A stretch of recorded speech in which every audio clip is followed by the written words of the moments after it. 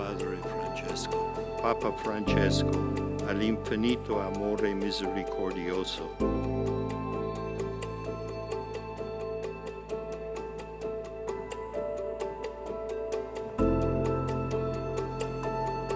Fratelli e sorelle.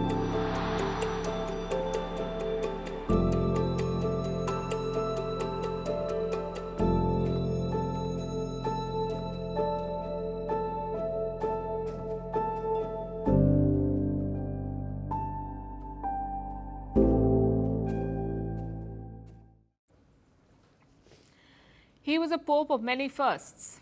The first from Latin America, the first Jesuit, the first to take the name Francis. Pope Francis made one thing very clear from the very beginning, that his papacy would be different. Today, Pope Francis died. He was 88 years old. The news of his death came as a shock to many. The Pope was in hospital recently. He was battling double pneumonia. After weeks of treatment, he finally recovered. He was discharged a few days ago. Last week, he made some high-profile appearances. On Thursday, he visited a prison in Rome. On Saturday, he visited St. Peter's Basilica. On Sunday, he appeared on his balcony, to the surprise of the crowds. He did not lead the Easter services, but he did a tour of the piazza in his Pope mobile. He met and blessed hundreds of people.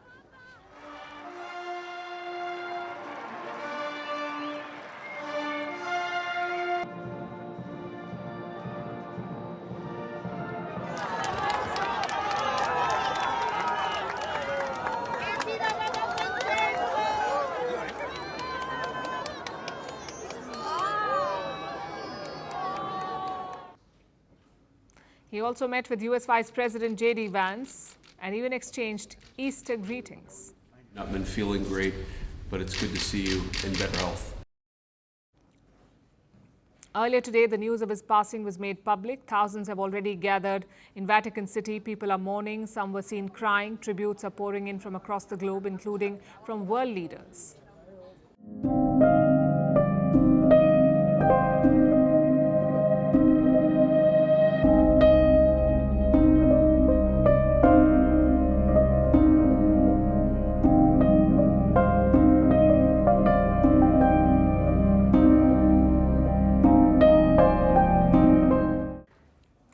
Pope Francis will be laid to rest outside the Vatican.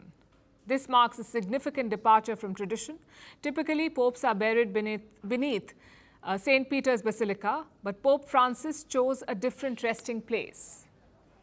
It will be the Basilica of Santa Maria Maggiore. In doing so, he becomes the first pope in a century to be buried outside the Vatican. Like we said, this pope was different. What is his legacy? How did he influence the Catholic Church? Was he able to reform it?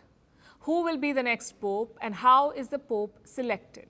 Lots of questions. Let's look at the story of Pope Francis first. His name was Jorge Mario Bergoglio. He was born in 1936 in Argentina's Buenos Aires. He came from a family of Italian immigrants. Pope Francis described himself as an Argentine raised on pasta. He once swept floors, worked as a nightclub bouncer, and studied chemistry. Later, he gave it all up to become a Jesuit priest. He was ordained in 1969. In 2001, he became a cardinal. In 2005, he initially sought to become pope, but ended up there only in 2013. Fratelli e sorelle, buonasera.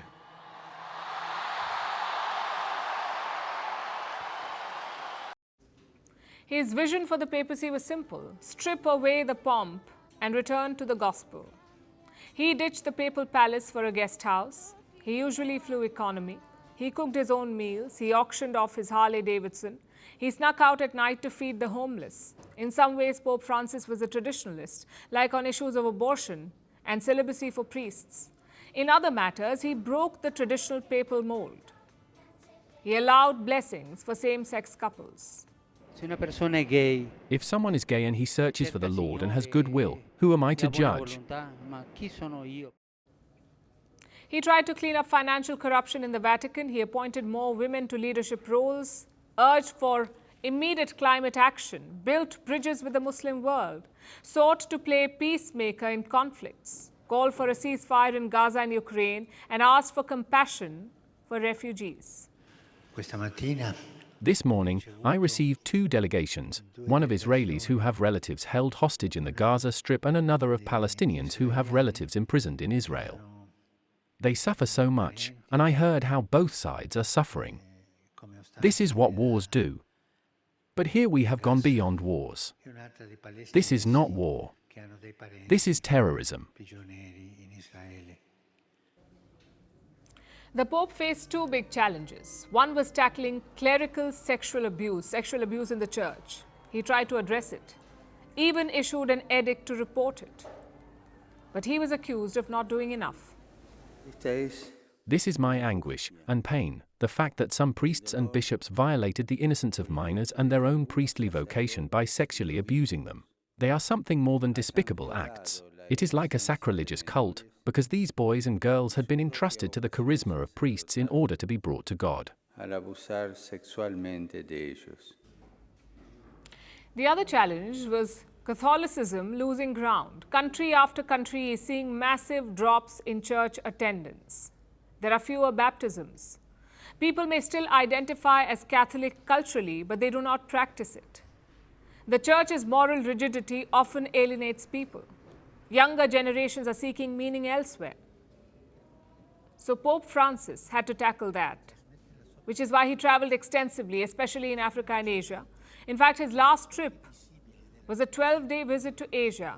Now, these are places where Catholicism is booming, and the Pope wanted to support it. Even when his knees gave out, he traveled in a wheelchair. Now that he's gone, his successor will have to take this effort forward. But who will that be? Who will be the successor? For now, the Vatican has appointed an acting head. He is called the Camerlengo.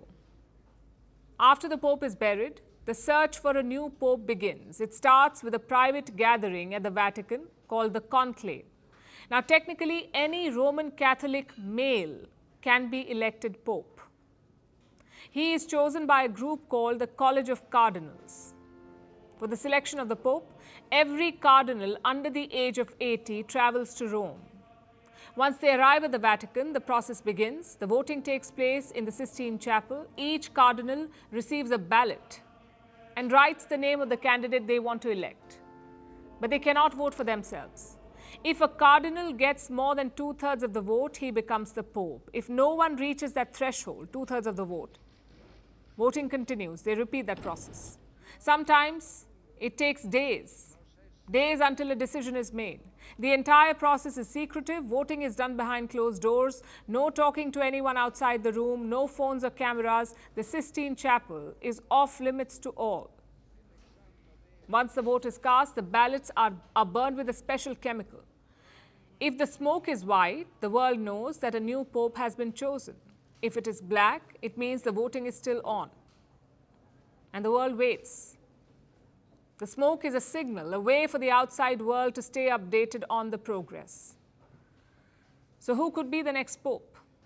A lot of names are doing the rounds, but here are the top 3 ones. Peter Turkson from Ghana, Louis Tagle from the Philippines, and Peter Erdo from Hungary. If any of the first 2 are chosen, he would be the first Pope ever from Asia or Africa. Of course, the choice is up to the cardinals, but Pope Francis realized something early on in his papacy, that the church is not a museum, it is a living thing. And all living things must change with time. The church must change too. Now it is up to the Vatican. They can either shut the door on Pope Francis's reforms or push it open further. Greeting you with aloha and namaste. I love India. Presence, occupation of a territory by another country pertains to India, what we saw in Kashmir. How do you see Trump's America? Yes, the current administration behaves differently from the previous administration.